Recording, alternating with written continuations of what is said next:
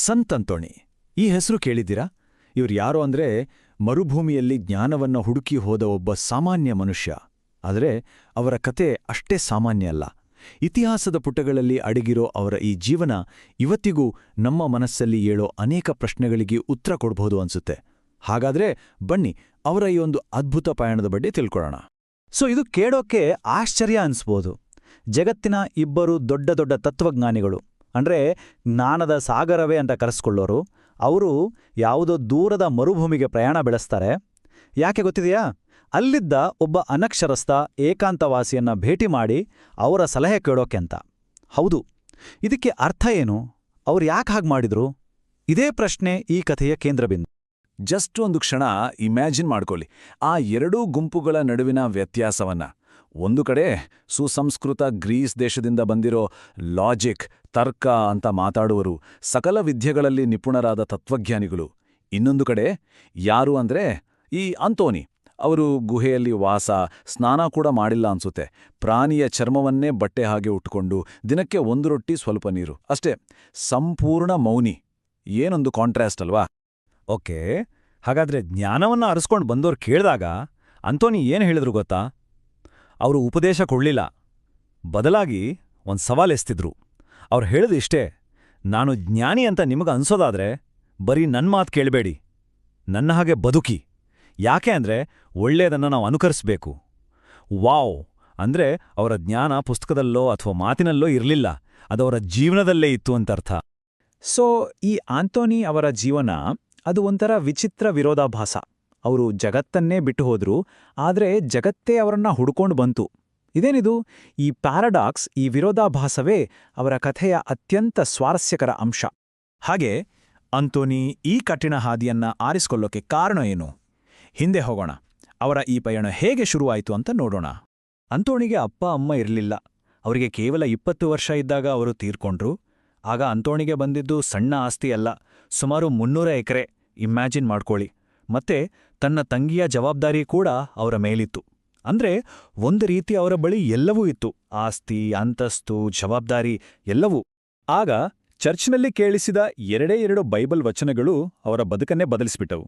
ಮೊದಲ ಸಲ ನಿನ್ನ ಆಸ್ತಿ ಎಲ್ಲ ಮಾರಿ ಬಡವರಿಗೆ ದಾನ ಮಾಡು ಅಂತ ಕೇಳಿದಾಗ ಅವರು ತಮ್ಮ ಹೆಚ್ಚಿನ ಆಸ್ತಿ ಕೊಟ್ರು, ಆದರೆ ಸ್ವಲ್ಪ ಉಳಿಸ್ಕೊಂಡ್ರು.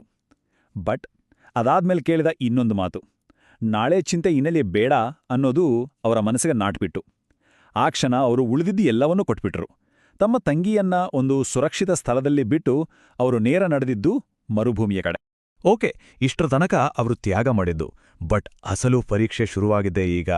ಮರುಭೂಮಿಯ ಆ ಏಕಾಂತವಾಸ, ಅವರ ಆಂತರಿಕ ಮತ್ತು ಬಾಹ್ಯ ಸೈತಾನ ಅಂತ ಏನಿರುತ್ತವೆಯೋ ಅವುಗಳ ಜೊತೆ ಹೋರಾಡಬೇಕಾಗಿತ್ತು. ನೋಡಿ, ಸೈತಾನ ಮೊದಲು ಅವರನ್ನ ಪರೀಕ್ಷೆ ಮಾಡಿದ್ದು ಮಾನಸಿಕವಾಗಿ. ಜಸ್ಟ್ ಯೋಚನೆ ಮಾಡಿ, ಮನಸ್ಸಲ್ಲಿ ಒಂದು ಸಣ್ಣ ಮಾತು, ಅಯ್ಯೋ ದಾನ ಮಾಡಿರೋ ದುಡ್ಡು ಸ್ವಲ್ಪ ಉಳಿಸ್ಕೊಂಡಿದ್ರೆ ಎಷ್ಟು ಚೆನ್ನಾಗಿರ್ತಿತ್ತು, ಈ ರೀತಿಯ ವಿಷಾದ. ತರುವಾಯ ಯಾವ ಕೆಲಸ ಮಾಡೋಕ್ಕೂ ಆಗದೆ ಇರೋ ಬೋರ್, ಸೋಮಾರಿತನದ ಭಾವನೆ, ಮತ್ತೆ ಸ್ತ್ರೀ ರೂಪದಲ್ಲಿ ಬಂದಂತಹ ಮೋಹಕ ಪ್ರಲೋಭನೆಗಳು. ಆಕ್ಚುಲಿ ನೋಡಿದ್ರೆ ಇವೆಲ್ಲ ಯಾವ ಸಾಮಾನ್ಯ ಮನುಷ್ಯನಿಗೂ ಎದುರಾಗೋ ದೌರ್ಬಲ್ಯಗಳೇ ಅಲ್ವಾ? ಆದರೆ ಆಮೇಲೆ ಸೈತಾನನ ದಾಳಿಗಳು ಭಯಾನಕ ರೂಪ ಪಡೆದುವು. ಫಿಸಿಕಲಿ ಅವರ ಜೀವನ ಚರಿತ್ರೆ ಪ್ರಕಾರ ಅವರ ಸುತ್ತಮುತ್ತ ಕ್ರೂರ ಪ್ರಾಣಿಗಳು, ಸಿಂಹ, ಕರಡಿ, ಚಿರತೆ, ಹಾವುಗಳು ಎಲ್ಲ ಬರೋಕ್ ಶುರು ಮಾಡಿದ್ವು. ಆಗ ಅಂತೋಣಿ ಅದರಿಂದ ಹೆದರದೆ ಒಂದು ಮಾತು ಹೇಳಿದ್ರು: ನನ್ನ ದೇವರು ನನ್ನ ಮೇಲೆ ನಿಮಗೆ ಅಧಿಕಾರ ಕೊಟ್ಟಿದ್ರೆ ಬನ್ನಿ ದಾಳಿ ಮಾಡಿ, ಇಲ್ಲಾಂದ್ರೆ ನನ್ನನ್ನು ಸುಮ್ಮನೆ ಯಾಕೆ ಪೀಡಿಸ್ತೀರಾ ಅಂತ. ಅವರ ಆ ನಂಬಿಕೆ ಅದೇ ಅವರ ರಕ್ಷಾಕವಚವಾಗಿತ್ತು.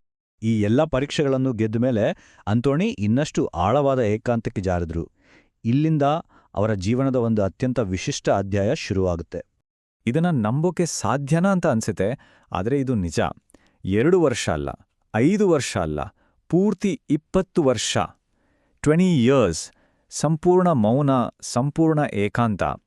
ಅವರ ಸ್ನೇಹಿತರು ಏನ್ ಮಾಡ್ತಿದ್ರು ಅಂದ್ರೆ ಆ ಕೋಟೆಯ ಗೋಡೆ ಮೇಲಿಂದ ರೊಟ್ಟಿ ಎಸಿತಿದ್ರು ಅಷ್ಟೇ. ಹೊರಗಿನ ಪ್ರಪಂಚದ ಜೊತೆ ಬೇರೆ ಯಾವುದೇ ಸಂಪರ್ಕವೇ ಇರಲಿಲ್ಲ. ಒಂದು ಕ್ಷಣ ಕಲ್ಪನೆ ಮಾಡ್ಕೊಳ್ಳೋಕ್ಕಾಗತ್ತಾ? ಇದರಿಂದ ಏನಾಗ್ಬೇಕಿತ್ತು?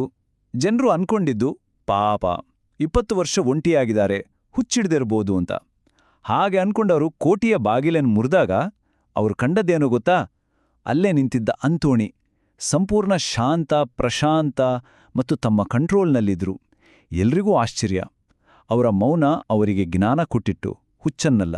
ಹೀಗೆ ಒಂಟಿಯಾಗಿದ್ದ ಈ ಮನುಷ್ಯನ ಪ್ರಭಾವ ಇಡೀ ಜಗತ್ತಿಗೆ ಹೇಗೆ ಹರಡಿತು? ಬನ್ನಿ ಅದನ್ನ ನೋಡೋಣ. ಅವರ ಜೀವನದ ಈ ಟೈಮ್ಲೈನ್ ನೋಡಿ. 105 ವರ್ಷ ಬದುಕಿದ್ರು. ಅದರಲ್ಲಿ ಹೆಚ್ಚಿನ ಸಮಯವನ್ನ ಏಕಾಂತದಲ್ಲೇ ಕಳೆದ್ರು. ಅವರು ಪ್ರಪಂಚದ ಜೊತೆ ಬೆರೆತಿದ್ದು ಕೇವಲ 5 ವರ್ಷ ಮಾತ್ರ. 20 ವರ್ಷ ಮೌನದಿಂದ ಹೊರಗ್ಬಂದು ಹೊಸ ಪೀಳಿಗೆಯ ಏಕಾಂತವಾಸಿಗಳಿಗೆ ಮಾರ್ಗದರ್ಶನ ಮಾಡಿದ್ದು ಆ ಕೇವಲ 5 ವರ್ಷ. ಆದರೆ ಆಶ್ಚರ್ಯ ಏನು ಅಂದ್ರೆ, ಆ 5 ವರ್ಷ ಒಂದು ದೊಡ್ಡ ಆಧ್ಯಾತ್ಮಿಕ ಚಳುವಳಿಗೆ ಬೀಜವಾಗಿತ್ತು. ಅವರ ಜೀವನ ಚರಿತ್ರೆಯನ್ನ ಬರೆದ ಸಂತ ಅಥನಾಸಿಯಸ್ ಒಂದು ಮಾತು ಹೇಳ್ತಾರೆ. ಅಂತೋನಿಯವರ ಪ್ರಭಾವಕ್ಕೆ ಕಾರಣ ಅವರ ಪಾಂಡಿತ್ಯ, ಬರೆಯೋದಾಗ್ಲಿ ಅಥವಾ ಲೌಕಿಕ ಜ್ಞಾನ ಆಗ್ಲಿ ಅಲ್ಲವಂತೆ.